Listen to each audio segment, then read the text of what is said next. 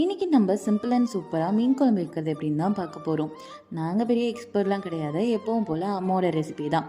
இருக்கிறதுல இந்த மீன் குழம்பு வைக்கிறது தான் ரொம்ப simple. Hi guys, welcome to sisters talk.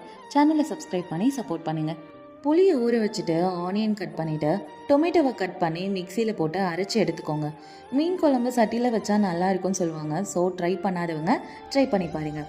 கேஸில் சட்டி வச்சுட்டு சட்டி காஞ்சதும் ஆயில் கொஞ்சம் தாராளமாகவே யூஸ் பண்ணலாம். ஆயில் காஞ்சதும் கடுகு, சீரகம், வெந்தயம் இது மூணும் பொரிஞ்சதுக்கப்புறமா ஆனியனை போட்டு நல்லா ஃப்ரை பண்ணிக்கோங்க.